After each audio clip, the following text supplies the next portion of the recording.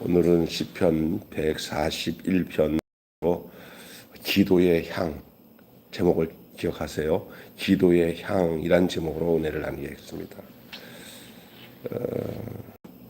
낙심할 이유가 가득할 때 우리는 어떻게 기도할 것인가? 여러분, 기도도 내 상태가 어떨 때 따라 기도가 달라질 수 있어요. 아니, 기도가 안 될 수도 있고요. 기도할 마음도 안 생길 수도 있고, 기도가 자체가 바르게 하나님께 기도할 수 없는 그런 내적 내 마음 생각들이 그렇게 번민에 잡혀 있을 수도 있어요. 그게 상당히 중요한 거예요. 그럼에도 불구하고 기도는 여일해야 돼요. 마치 그런 것과 내 감정과 내 생각, 내 고통, 아픔, 막 짜증나는 것, 그것 때문에 기도마저 흔들려서 거기에 함몰돼 버리면 살아날 구석이 없어요. 그래서 기도가 필요한 거예요. 분노가 치밀고 낙심이 막 찾아오고 그때 필요한 게 기도입니다. 근데 기도마저 낙심에, 분노에, 고통에 점령당해가지고 같이 기도도 그러면 내 입에서 막 욕이 나오는데 같이 이제 욕하면서 기도할 수 없잖아요. 그러니까 기도는 그럴 때, 그래서 찬송 중에서도 나의 앞길 막는 친구 용서했나요? 그러잖아요. 기도는 우리의 안식, 나의 앞길 막는 거, 나를 힘들게 하고 괴로울 때 기도하는 거예요. 근데 기도할 때만은 그 상태를 벗어나게 할 수 있는 유일한 통로가 된다는 거예요. 그래서 기도의 향이라는 얘기를 하는 것은 좀 이따가 얘기하겠지만 그 요한계시록의 5장에 성도들의 기도가 향이 되어서 하나님의 금대접에 쌓이는 것을 묘사하고 있는 내용이 요한계시록 5장에 나와요. 성도의 기도가 이제 향연이 이렇게 이것이 바로 성도의 기도다 이렇게 얘기하고 있어요. 오늘 이 시인은 이 기도가 분향이라고 그러서 분향. 그러니 지금 제사장을 먼저 기억해야 돼요. 제사장이 늘 기억하는 것은 향을 피워가지고 그 향이 하나님 앞에 전달되게 하는 일을 제사장이 하는 거예요. 분향이 되고 기도가 분향이 되고 제사가 되는 것이죠. 이것을 제사장으로서 하나님께 나아가는 중인 것을 묘사하고 있는 거예요. 이 시인은 그것을 목격하면서 제사장이 분향하고 제사를 드리는 그런 것이 바로 이 기도구나 이런 것을 고백하고 있는 거예요. 이 하나님과의 그 언약 안에서 제사장의 소명을 맡은 그 정체성을 기억하고 기도해야 돼요. 너희는 왕 같은 뭐라고 그래요? 제사장이에요. 우리가 기도는 그냥 넋두리하고 하소연하고 하는 게 아니라 하나님 앞에 제사장이 향단에서 분향하는 것처럼 분향단에서 분향하는 것처럼 그런 자세로 해야 되는 거예요. 그런 정체성을 가지고 하나님이 제사장의 분향과 제사를 받으시는 것처럼 나의 기도를 하나님이 그렇게 연락하시고 그 분향을 하는 그 자세로 드려지는 이 기도가 우리 하나님 앞에 이렇게 거룩한 향연이 되어서 하나님 앞에 올라가는구나 이런 것을 잊지 마세요. 그게 구약에 있는 이스라엘 제사장들만 향해서가 아니라 그 제사는 하나의 상징적이고 그림자적인 걸 보여주는 거예요. 실제 우리의 기도를 설명하기 위해서, 우리 기도를 알려주기 위해서 제사장이 분향하는 것을 말하고 있는 거예요. 그러니까 실제적으로 우리는 본질을 하고 있는 거고 제사장은 그 본질에 대한 그 껍데기를 보여주고 있는 거예요. 여러분의 기도 생활이 얼마나 그 제사장 쪽으로 생각한다면 얼마나 귀중한 일이고 거룩한 일이고 정말 성도로서의 그 정체성을 드러내는 일이 바로 기도예요. 그래서 누가 이런 얘기하잖아요. 기도가 없는 크리스찬은 없다. 그러나 기도 없는 크리스찬은 없다. 기도가 있는 크리스찬은 있다 이런 거예요. 크리스찬이라면 무조건 나타나는 게 뭐냐면 숨이 터지듯이 기도가 터지는 거예요. 목사님 나 기도를 못해요. 못하는 게 아니에요. 숨 쉬면서 하나님 생각하며 나의 그 그 속에 있는 모든 것들을 하나님 앞에 올려드리면 그게 숨쉬는 거예요. 아기도 숨쉬고 할머니도 숨쉬고 청년도 숨쉬어요. 살아있다는 거예요. 기도는 살아있다는 증거인 줄로 믿습니다. 근데 우리 하나님이 이 기도를 이제 그 향을 피우는 그 누구야 제사장적 생각으로 해야 돼요. 우리가 정체성을 그렇게 가져야 돼요. 이게 얼마나 거룩한 일이고 얼마나 귀한 일인 것을 기억해야 돼요. 그런 의미에서 첫 번째로 따라서 합시다. 분별. 예, 기도의 향은 분별이 포함됩니다. 분별. 제사장은 선과 악을 분별하여서 악을 멀리하면서 언약에 신실하신 하나님께서 주시는 용서와 해방을 선포해야 합니다. 이 제사장이 마음에 악을 품고 거기에 기울여지면 언약 백성 전체가 영향을 받는 거예요. 지금 이 제사장들이 그 분향할 때의 자세를 얘기하는 거예요. 그 마음가짐과 그 모습을요. 마음에 악을 품고 그 악을 품고 난 뒤에 삐뚤어지게 기울어지게 나가게 되면은 언약 백성 전체가 영향을 받는다는 거예요. 오늘 성도들의 책임과 중심이 이 세상을 살아가는데 얼마나 큰 영향을 주는지를 우리는 생각해 봐야 돼요. 하나님 나라의 공적인 직임을 위해 우리의 마음과 입술을 지켜야 돼요. 오늘 여러분 본문 읽다 보니까 입술에 뭘 해달라고 그래요? 예? 읽을 때 못 읽었어요. 4절인가요? 이런 5절인가 3절인가? 맞아 3절이에요. 3절 한번 읽어봐요. 여호와여 내 입에 파수꾼을 세우시고 내 입술의 문을 지키소서. 아멘. 예. 이 분별한 증거가 어디서 나타나는지 아세요? 이 입술에 파수꾼을 세우는 사람들 그리고 자기 입술을 지키는 사람들은 어느 누구보다 분별력이 정확해요. 말 많이 하게 되면은 분별력이 상실돼서 어려움을 당해요. 어느 목사님 한 분이 나한테 전화가 왔어요. 목사님, 안무개 목사님 아세요? 아이고 나한테 물어보지 말고 그 박희봉 목사님한테 물어봐 그 사람에 대해서. 그랬더니 목사님이 물어봐. 그래서 목사님 그 목사님이랑 가까이 하지 마세요. 목사님이 말할 시간도 없어요. 그 목사님 한번 붙잡혀서 얘기하면은요 2시간 3시간도 그냥 그 공무원들도 그걸 아주 치를 떨었어요. 누군지 알죠? 그래서 그러니까 다시 전화가 왔어요. 박희호 목사님도 똑같은 얘기 하시더라고요. 그래서 어떻게 만났어요. 4시간 동안 얘기 듣느라고 죽는 줄 알았어요.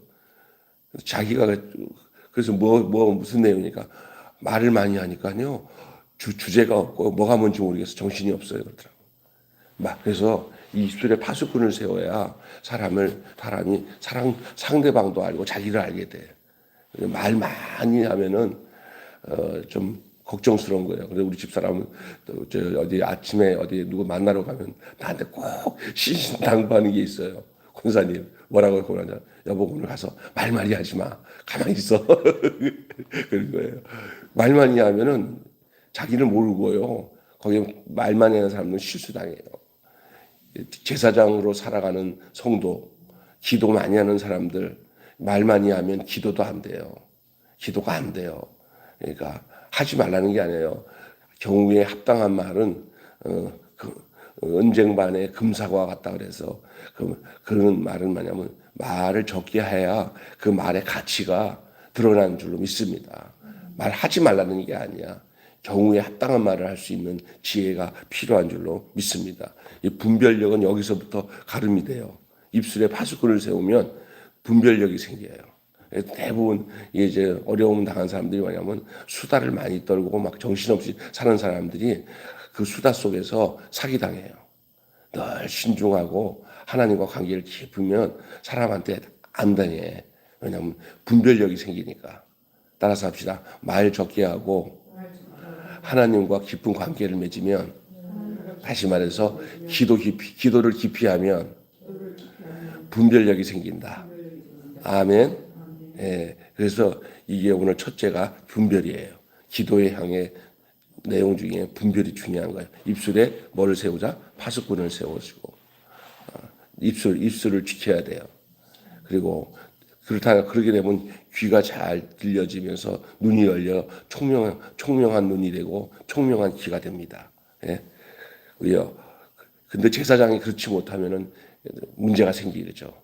악을 품게 되는 사람들이 대부분 말을 많이 하거나 잘못된 것을 너무 많이 들어버리면 악을 품게 돼요. 하나님 나라의 공적인 직임을 위해서는 마음과 입술을 지켜야 합니다. 마음과 입술을 지켜야 됩니다. 자, 두 번째는 뭐냐? 분별 플러스 또 한 가지 중요한 게 따라서 합시다. 경청. 잘 듣는 거예요. 가려서 듣고 잘 듣는 거예요.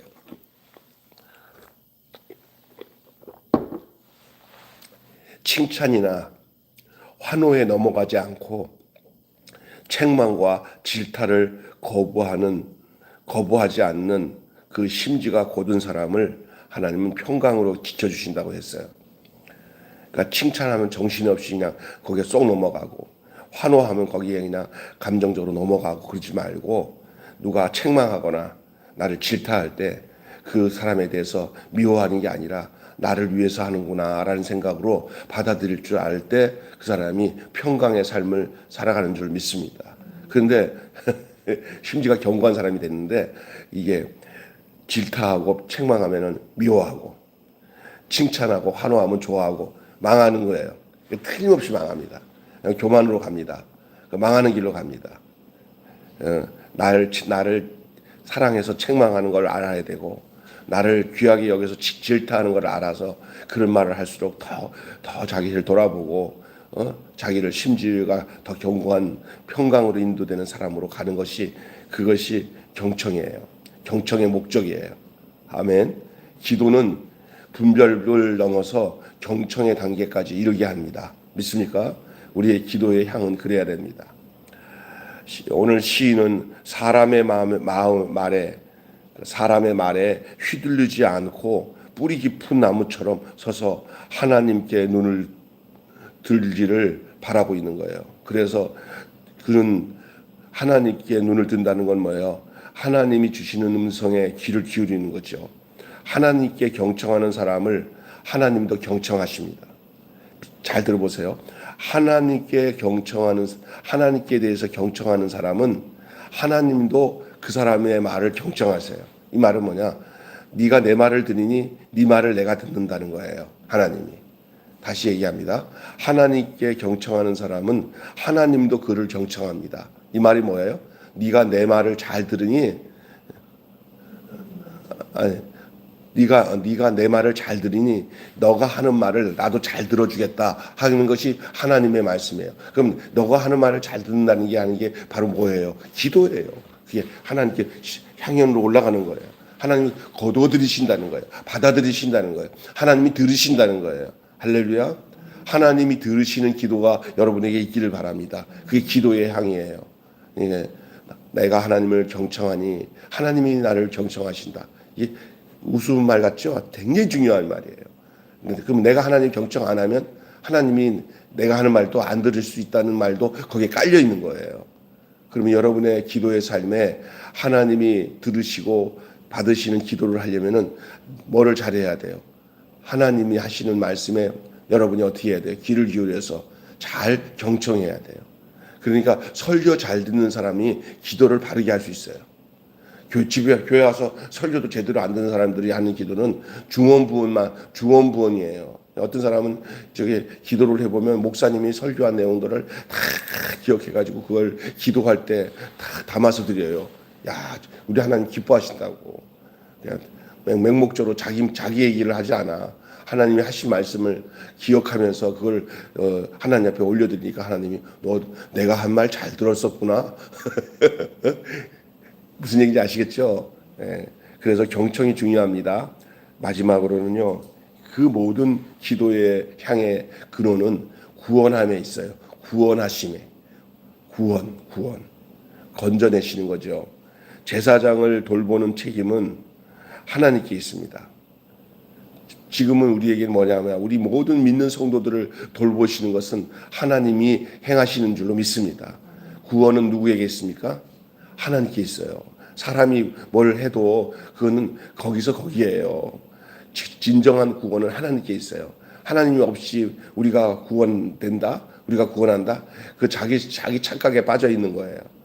진짜 어제 제가 말씀드렸잖아요. 그 내용에 이 나라의 모든 문제도 모든 것도 다 하나님이 관여하시는 거지. 사람이 뭐 해가지고 된다고 생각하면 그게 사탄의 전략에 빠지는 거라고. 구원은 하나님께 있습니다.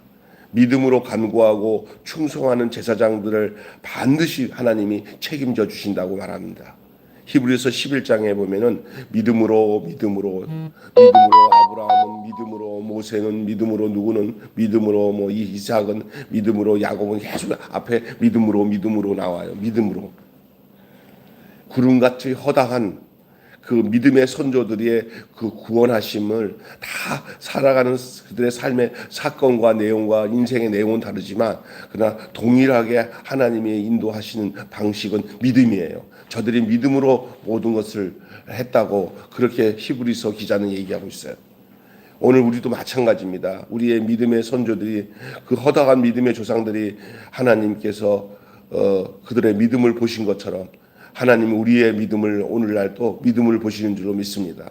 내가 어떻게 하나님께 기도하는 삶 속에서 하나님께 반응하고 사는지를 하나님이 보시는 거예요. 그래서 고난과 핍박으로 죽더라도 그것이 끝이 아닙니다. 그들의 최종 결말은 하나님의 손에 있어요.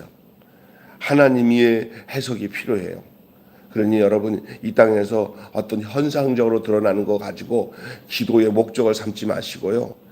결국 하나님의 손에서 나타날 마지막을 생각하고 기도하시기를 바랍니다. 내가 이 땅에서 뭐 질고를 많이 겪고 어려움을 겪고 나중에 내 인생이 끝났을 때 하나님의 손에 내가 놓여졌을 때 나의 모습을 봐야 돼요. 아니 이 땅에서 행복하게 삶을 살았다고 생각하고 이 땅에서 뭐 천하를 다 얻은 것처럼 살았는데 마지막에 손에 하나님의 손에 있을 때 그것이 하나님이 인정하시는 것인가 아닌 것을 보는 그 시각 속에서 기도를 해야 돼요. 잘못하면 그러면 기도가 어떻게 되는지 아냐면 하나님과 관계없는 나의 행복을 위해서 나의 영광을 위해서만 그냥 세상 말로 짓거리는 그런 소리밖에 되지 않아요. 기도가 하나님 전혀 너 혼자 북치고 장구 쳤구나 그런 거예요. 하나님 전혀 관여할 수 없는 그런 기도의 향이 될 수 있어요. 얘는 하나님 안 받으셔요. 그러나 우리가 고난과 핍박으로 죽더라도 그 끝이 아니다. 그것은 최종적인 결말은 하나님의 손에 하나님의 해석 속에 있다는 사실을 알고 여러분이 기도의 진정한 기도의 향이 여기에 있다는 거예요. 구원에 천하를 다 얻었는데 내가 하나님께 버림받으면 무슨 소용이 있어요? 믿습니까? 세상을 다 얻었어. 뭐 이 세상에서 먹고 쓸 거 입고 뭐 행복을 다 있어. 근데 결론은 뭐야? 지옥이야. 하나님이 전혀 관심이 없는 그런 거야. 세상 사는 거는 눈 깜짝하면은 70, 80, 90 금세가 끝나. 언젠가. 나도 아침에 오늘 오다가 보니까 언젠가 내가 이렇게 보는 사람들 중에 엊그제까지도 병수야하고 같이 친하게 지냈던 사람들이 이 땅에 없이 다 떠나고 그냥 얼마 전까지 탁구 치면서 나한테 전화하셨던 그때 목사님도 보니까 벌써 돌아가셨어. 그냥 하나하나 돌아가는 게 여러분 우리가 이렇게 권사님 얼굴 마주하고 대하는 것도 이게 찰나예요. 찰나. 이제 좀 지나면 한 분 가시고 그다음에 우리도 가요. 믿습니까? 그랬을 때 그것은 잠깐의 인생이야. 안개 같은 인생이야. 마지막 하나님 앞에서 영구하게 있을 그것이 목적이 돼야 돼. 기도도. 그게 구원이에요. 믿습니까? 거기에 맞춰서 우리의 기도가 돼야 돼요. 안 그러면 맨날 이 세상 거 가지고 죽네 사네 주님 그것만 구하. 우리 하나님 답답하다. 너의 기도에 구원이 있었으면 좋겠다. 너의 기도에 경청이 있었으면 좋겠다. 너의 기도에 분별이 있으면 좋겠다. 이게 오늘 말하는 기도의 향인 줄로 믿습니다. 아멘. 결론 맺고 마치게요. 성도는 기도하는 것까지가 할 일이에요. 기도만 제대로 하면은 그 뒤의 것에 대해서는 여러분이 해야 할 거 없어요.